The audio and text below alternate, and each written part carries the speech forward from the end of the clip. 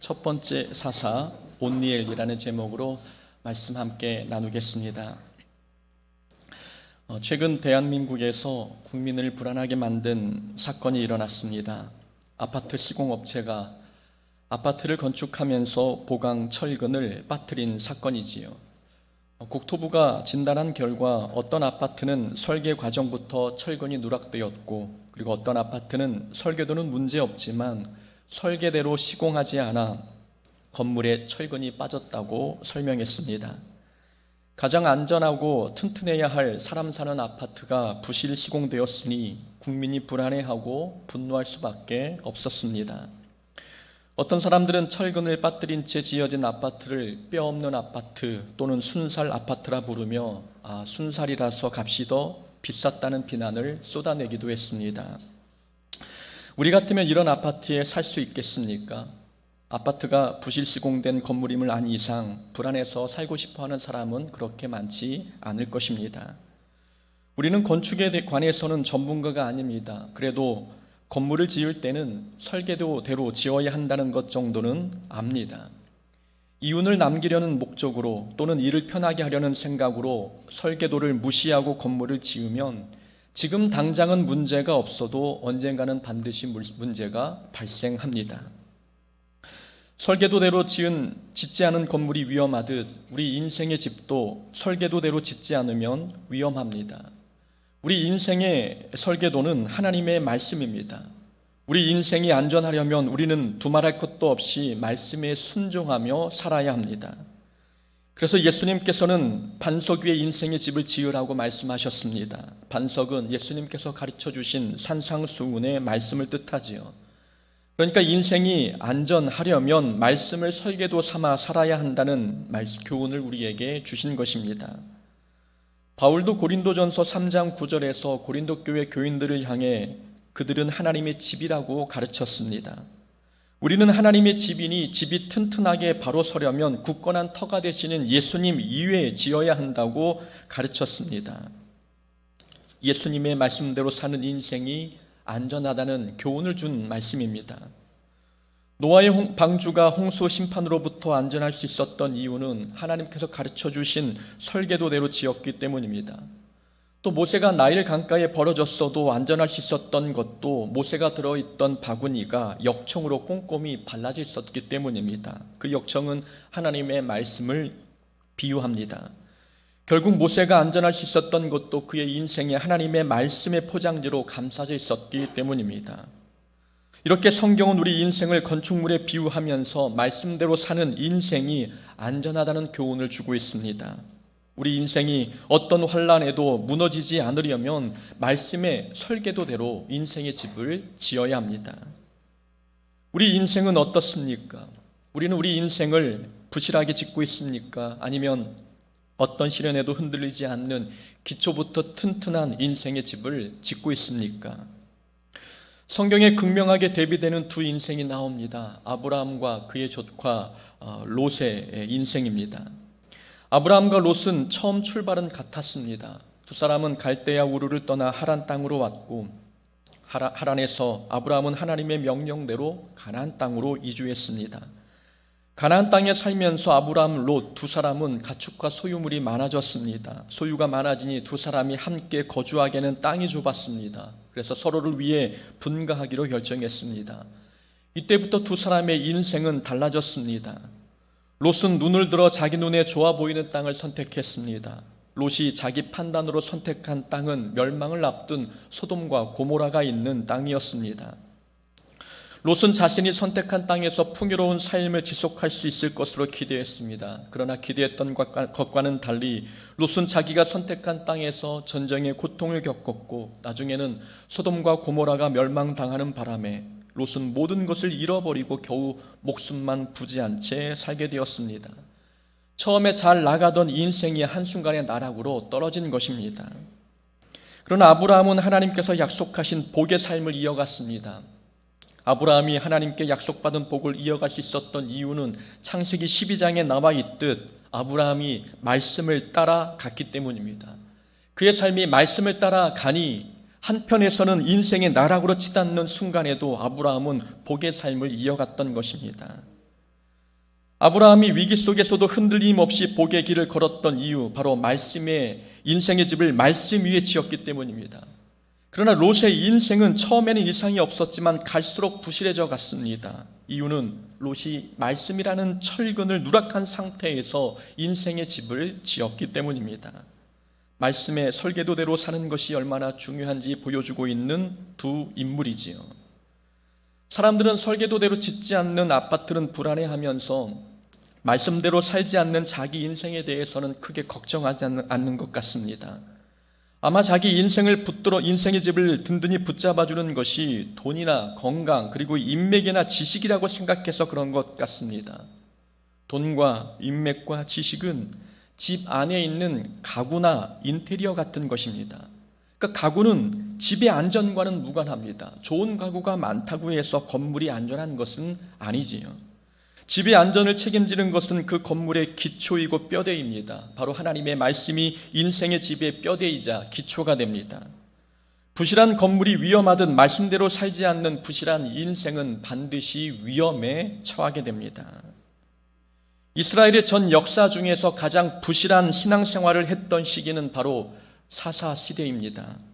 사사기는 영어 성경에서 저지스라고 말합니다. 재판관이라는 뜻인데 이 명칭에서도 알 수 있듯이 사사는 군사적이고 사법적인 임시 지도자를 의미합니다. 이스라엘의 역사를 간략하게 정리해 보면 아브라함부터 요셉까지를 족장시대라고 부릅니다. 족장시대 다음은 출애굽시대라고 부르고 출애굽시대 다음은 가나안 정복시대입니다. 그리고 그 다음은 사사시대가 되고 사사시대가 지나면 왕권시대로 접어들게 되는 거죠. 사사시대는 이스라엘에 왕이 없는 시대였습니다. 그래서 이스라엘이 위기에 빠지면 하나님께서는 사사라고 하는 사람을 지도자로 세워 이스라엘을 구원케 하셨습니다. 사사기에 이스라엘을 구원한 사사들의 이야기가 기록되어 있긴 하지만 그렇다고 이 사사기가 사사들의 영웅담을 전하는 성경은 아닙니다. 사사기는 우리의 진정한 사사는 하나님이심을 가르쳐주는 성경입니다. 하나님만이 진정한 우리의 왕이요 우리의 통치자가 되신다라는 주제가 사사기에 담겨 있습니다. 그래서 비록 이스라엘에 왕은 없어도 이스라엘 민족이 하나님의 말씀대로 살면 왕이신 하나님께서 이스라엘을 보호해 주시겠다는 내용이 사사기가 전하고 있는 중심 교훈입니다. 그런데 이스라엘 민족은 하나님의 말씀대로 인생의 설계도대로 삶을 살지 않았습니다. 말씀에 순종하지 않은 거죠. 이스라엘 민족이 가나안 땅에 들어와서 하나님 말씀에 순종하지 않은 것은 세 가지 정도였습니다. 하나는 이방 민족을 모두 몰아내라는 명령에 이스라엘은 순종하지 않았습니다. 그리고 하나님의 말씀을 자녀에게 부지런히 가르치라는 말씀에도 순종하지 못했습니다. 그리고 그래서 하나님을 모르는 다른 세대가 발생하게 되는 그런 단초가 되었던 것이지요. 그리고 가나안 땅에서 하나님만 섬기라는 말씀에 순종하지 못하고 우상을 섬기게 되었습니다. 이스라엘 민족은 이 세 가지 말씀에 순종하지 않아 풍족한 가나안 땅에 살면서 가장 부실한 인생의 집을 지었던 것입니다. 말씀에 순종하지 않음으로 인해 이스라엘이 겪은 첫 번째 위기는 메소포타미아의 구산 리사다임에게 8년 동안 지배를 받는 것이었습니다.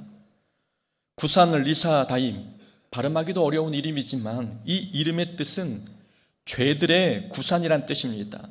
리사다임은 죄들이라는 의미가 있고 그래서 구산 리사다임은 죄들의 구산 또는 죄를 많이 저지른 구산이라는 뜻입니다. 의역하면 죄에 죄를 더한 사악한 구산이라는 뜻이 그 이름에 담겨 있습니다.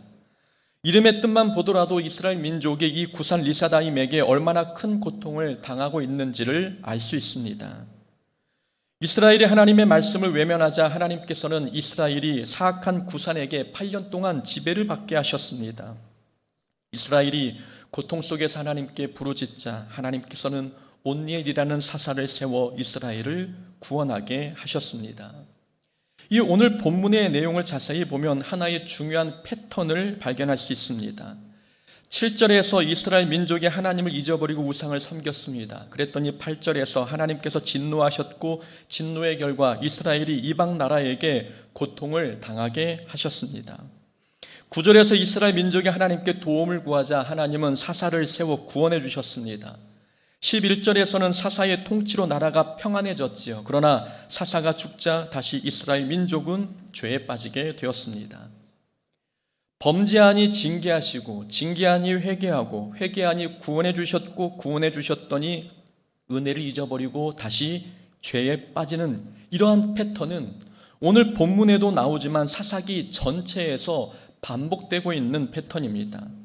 범죄, 징계, 회개, 구원, 그리고 망각, 재타락, 이 사이클은 사사기 전체에서 12번이나 나옵니다. 사사기에 12명의 사사가 나온다는 것은 범죄, 징계, 회개, 구원, 망각, 재타락 이런 패턴이 12번이나 반복되고 있다는 것을 뜻합니다. 우리는 여기서 얻을 수 있는 교훈이 있습니다. 신앙이 성장하려면 악순환되고 있는 삶의 잘못된 패턴을 끊어야 합니다.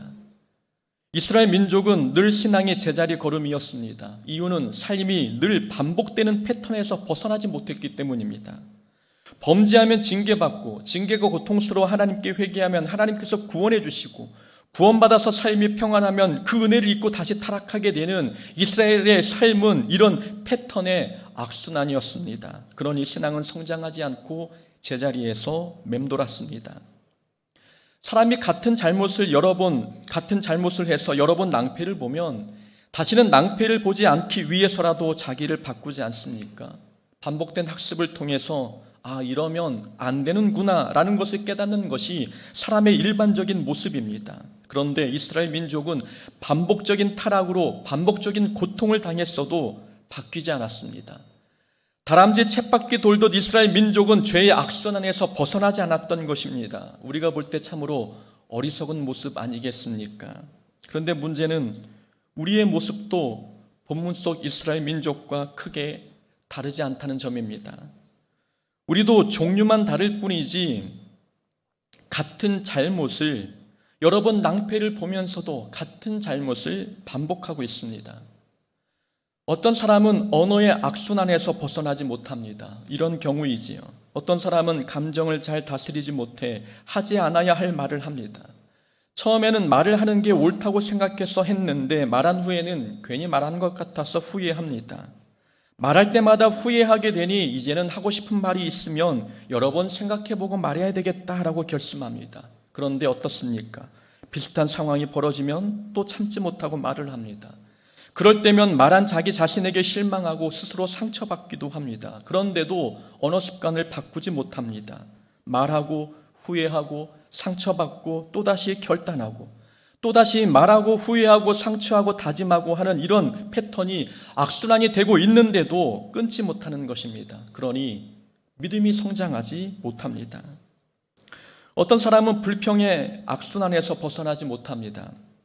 불평하지 않겠다고 다짐하면서도 어느덧 불평하고 있는 자기 자신을 발견합니다.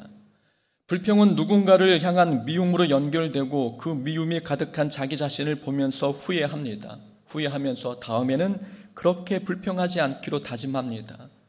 여기에도 잘못된 패턴의 악순환이 있습니다. 불평하고 미워하고 후회하고 회개하고 회복하고 또 불평하고 미워하고 후회하고 회개하고 회복하는 이런 패턴이 쳇바퀴 돌아가듯 돌아가는데도 우리는 불평을 끊어내지 못합니다. 이렇게 사람마다 끊지 못한 삶의 악순환이 있습니다. 이스라엘 백성이 광야 40년 동안 불평하는 습관이 변하지 않았던 것처럼, 그리고 다윗을 죽이려 했던 사울이 자기의 행동을 후회하고 회개하면서도 또다시 다윗을 죽이려 했던 것처럼 사람마다 오랜 세월이 흘러도 잘 변하지 않는 모습들이 있습니다. 그걸 끊지 않으면 죄의 악순환에 갇힌 이스라엘 민족과 다를 바 없습니다. 우리가 변화되고 성장하려면 계속 반복되고 있는 잘못된 행동의 악순환을 끊어내야 합니다. 야곱은 반복되는 잘못을 끊은 사람이었습니다. 야곱은 변화되기 전 다른 사람을 반복적으로 속이는 습관이 있었습니다. 야곱은 자기 이익을 위해서 팥죽으로 형을 속였고 어머니가 해준 별미로 아버지를 속였습니다. 속이는 게 습관이었던 야곱이 자신의 나쁜 습관을 끊었던 때는 에서의 눈을 피해 밧단 아람으로 도망갔을 때였습니다. 야곱은 외삼촌 라반의 집에서 고생하며 변화되기 시작했습니다. 야곱은 자신이 남을 속였던 것처럼 자신도 라반에게 여러 번 속으면서 자기의 모습을 돌아보게 되었습니다. 그런 과정을 통해 야곱은 남을 속이는 악순환을 끊어냈고 그 결과 아브라함과 이삭의 대를 이어 믿음의 조상이 되었습니다. 우리는 우리의 삶을 면밀히 살펴봐야 합니다. 우리 삶에도 반복되고 있는 악습관이 있는지, 끊으려고 노력했는데 여전히 반복되고 있는 잘못된 삶의 패턴이 있는지 우리는 면밀히 살펴봐야 합니다. 악순환되고 있는 삶의 잘못한 패턴을 끊어버려야 우리의 신앙이 성장할 수 있습니다.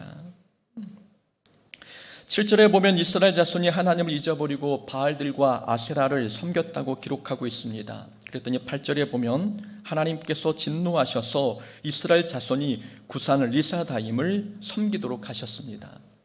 7절과 8절에 섬겼다라는 단어가 라임을 맞추듯 반복적으로 기록되어 있습니다. 7절 마지막에 바알과 아세라를 섬겼다라는 말씀이 있고 8절 마지막에도 구산 리사다임을 8년 동안 섬겼다라는 말씀이 있습니다. 사사기 기자가 섬겼다라는 단어를 반복적으로 사용한 데에는 다소 의도성이 있습니다.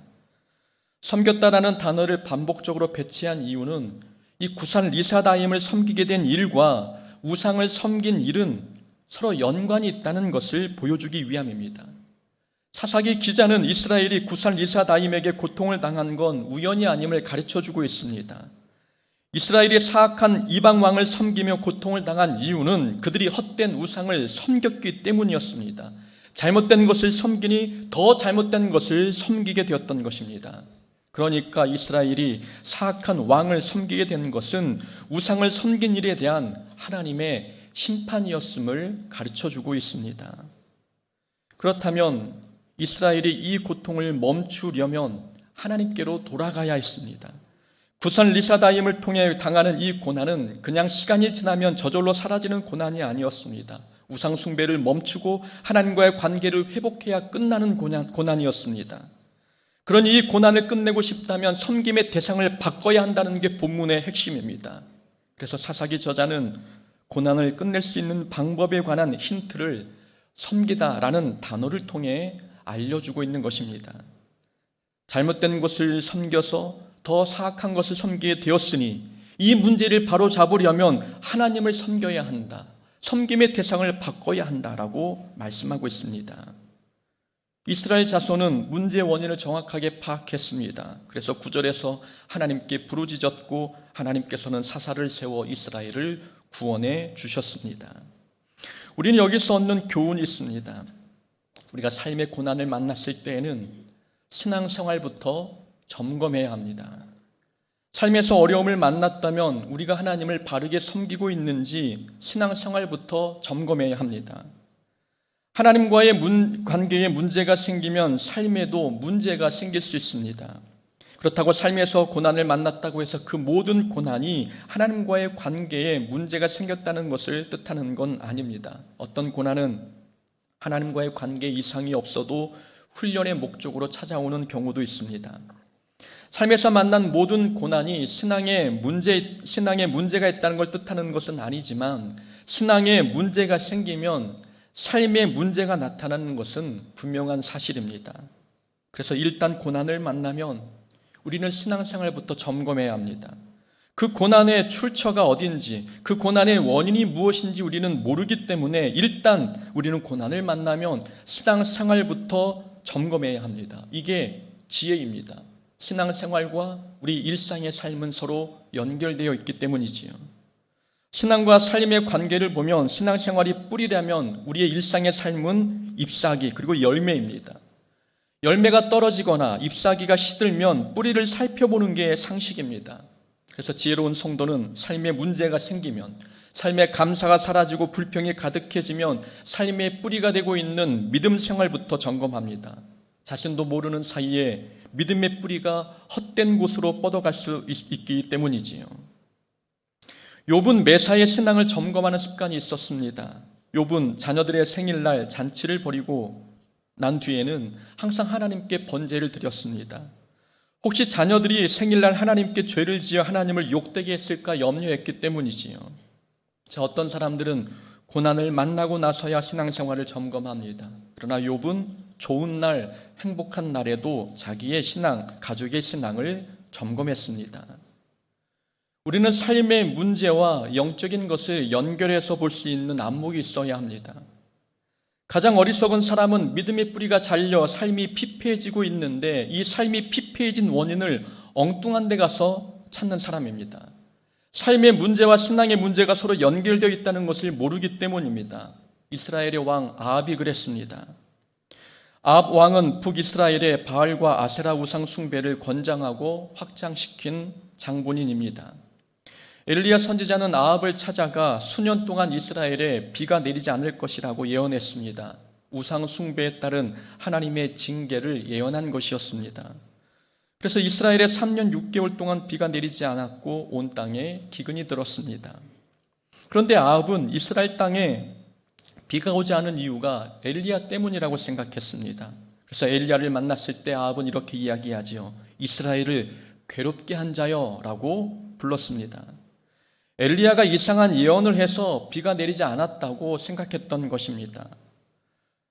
이스라엘을 괴롭게 한 자여라는 아합의 말을 듣고 엘리야가 이렇게 대답했습니다. 내가 이스라엘을 괴롭게 한 게 아니라 당신과 당신의 아버지 집이 괴롭게 하였으니 이는 여호와의 명령을 버렸고 당신이 바알들을 따랐음이라 라고 대답했습니다. 기근의 원인은 엘리야 때문이 아니라 아합이 우상을 숭배했기 때문이었습니다. 그런데 아합은 비가 오지 않아 나라가 무너져 가는데도 그 원인을 신앙생활에서 찾지 않았습니다. 아니, 아합에게는 삶의 문제와 신앙의 문제를 연결지어 생각하는 영적 안목이 없었습니다. 비가 내리지 않고 땅의 풍성함이 사라지고 있는데 그러면 속히 믿음을 점검하고 하나님과의 관계를 살펴봐야 하는데 아합은 엉뚱하게도 다른 사람을 탓하고만 있었습니다. 하지만 사도행전에 나온 12사도는 달랐습니다. 우리가 수요 예배 때 살펴본 내용이지요. 초대교회에 구제하는 일로 인해 성도들 사이에 불평이 생겼을 때 사도들은 신앙생활부터 점검했습니다. 누군가를 돕는 일은 도움을 주는 사람이나 받는 사람 모두에게 감사와 기쁨이 넘치는 일입니다. 그런데 사람들 마음에 불평이 생기기 시작했습니다. 사도들은 이런 문제가 발생하게 된 원인은 말씀과 기도가 부족했기 때문이라고 진단했습니다. 신앙생활부터 먼저 점검한 것입니다. 삶에 생긴 문제를 다른 사람 탓으로 돌리지 않고 신앙생활에 문제가 생긴 탓이라고 판단했습니다. 그래서 말씀과 기도에 전념했고 그 결과 문제가 사라지고 초대교회가 더 부흥하는 결과를 얻었습니다. 우리 삶에 기쁨이 줄어들고 있습니까? 우리는 신앙생활을 점검해야 합니다. 감사가 줄고 불평이 늘고 있습니까? 그렇다면 하나님과의 관계를 점검해야 합니다. 일이 잘 풀리지 않아서 짜증나고 답답하십니까? 그러면 믿음의 뿌리를 확인해야 합니다. 대부분의 삶의 문제는 잘못된 신앙생활 때문에 생겨납니다. 하나님과의 관계가 회복이 되자 본문 속 이스라엘 민족은 구산 리사다임의 손에서 구원받았습니다. 이것처럼 하나님 관계가 회복이 되어야 우리의 삶의 문제도 해결됩니다. 그러니 삶의 문제를 만났을 때에는 우리의 신앙생활부터 점검해야 합니다. 하나님께서는 이스라엘을 구원하시기 위해 온니엘을 도구 삼으셨습니다. 온니엘이 누구인지 9절에 나와 있지요. 온니엘은 갈렙의 아우 그나스라는 사람의 아들입니다. 갈렙은 우리가 알고 있는 그 갈렙이 맞습니다. 가나안 땅을 정탐하기 위해 12명의 정탐꾼이 가나안 땅을 보고 왔는데 그 중에 하나님이 함께 하시면 능히 우리가 이길 수 있습니다 라고 긍정적인 보고를 했던 두 사람이 바로 여호수아와 갈렙입니다. 갈렙은 가나안 땅에 들어왔을 때 나이가 많았음에도 불구하고 정복하기 어려운 헤브론 땅을 믿음으로 정복했습니다. 온니엘이 바로 그 갈렙의 조카였습니다. 온니엘은 사사기 1장에도 등장하는데 온니엘은 가나안 정복 전쟁에 참전한 사람이었습니다. 갈렙이 헤브론 땅을 점령하고 기럇 세벨을 점령하려 했을 때 온니엘이 갈렙 대신 기럇 세벨을 점령했습니다. 온니엘은 오늘 본문에서 갑자기 등장한 인물이 아닙니다. 이미 가나안 정복 전쟁을 통해 훈련받은 사람이었습니다. 근데 10절 말씀에 보니까 여호와의 영이 그에게 임하셨으므로 그가 이스라엘의 사사가 되어 나가서 싸울 때라고 말씀하지요. 온니엘이 전쟁에 나가 승리를 거둔 것은 성령님이 함께 하셨기 때문이라고 오늘 성경이 가르쳐주고 있습니다. 온니엘은 전쟁 경험이 있는 사람입니다. 전쟁에서 싸워 이겨본 경험이 있는 사람입니다. 그런데 온니엘은 자기 경험으로 부산 리사다임과 싸우지 않았습니다. 성령의 힘을 의지하여 하나님의 도움으로 사사의 사명을 감당했습니다. 우리는 여기서 얻는 교훈이 있습니다. 하나님의 일은 경험이 아니라 성령님의 도움으로 하는 것입니다. 하나님의 일은 그래서 기도하며 해야 합니다. 아무리 경험을 많이 한 일이라고 해도 하나님의 일은 자기 힘으로 혼자 할 수 있는 게 아닙니다. 성령님이 함께하지 아니하시면 우리는 아무것도 할 수 없는 연약한 존재입니다. 모세를 보면 그 사실을 알 수 있지요. 모세는 바로의 아들로 궁궐에서 엘리트 교육을 받으며 자랐습니다. 그런데 모세가 젊고 권력이 있을 때에는 자기 민족을 구원하는 일에 실패했습니다. 애굽인을 살해한 일이 들통나 광야로 도망가 살았고 광야에서 40년을 보냈습니다. 80세가 된 모세, 신체적인 힘도 없고 권력도 사라져버린 상태였습니다. 그랬던 모세, 나이 80세인 모세가 바로를 꺾고 이스라엘 민족을 출애굽시켰습니다. 젊고 똑똑하며 권력이 있을 때에는 실패했는데 나이 들어 아무것도 가진 것이 없을 때에는 그 일을 성공했지요. 하나님의 일은 사람의 힘으로 하는 게 아님을 보여주고 있는 대목입니다. 하나님의 일은 경험과 나이나 지식이나 권력으로 하는 게 아닙니다. 하나님의 일은 하나님의 은혜로 성령의 능력으로 감당하는 것입니다.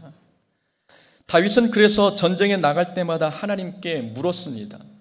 전쟁에 능한 용사였던 다윗, 그가 나가기만 하면 늘 승리를 가지고 온 그런 다윗이었는데 다윗은 전쟁에 나갈 때마다 하나님께 기도했고 나가서 싸워야 하는지 하나님께 허락받았습니다. 다윗은 경험으로 싸운 게 아니라 믿음으로 싸웠고 자기의 경험이 아닌 하나님의 도움과 은혜로 일했던 인물임을 우리에게 보여주고 있습니다. 온니엘이 과거에 기랴세벨 주민과 싸워 이겼다고 해서 부산 리사다임을 쉽게 이길 수 있었던 것은 결코 아닙니다. 성령 충만이 있었기에 하나님의 도움으로 능히 이길 수 있었던 것입니다. 하나님의 일을 우리는 무엇으로 하고 있습니까? 우리의 머리와 경험과 지식으로 하기보다도 우리는 하나님의 일을 할 때마다 기도해야 합니다. 기도는 하나님의 은혜로 일하겠다는 의지의 표시입니다. 내가 기도한다는 것은 내가 하나님의 일을 성령의 도움으로 하겠다라는 믿음의 고백인 것입니다. 그러니 하나님의 일을 감당할 때에는 우리는 기도해야 합니다.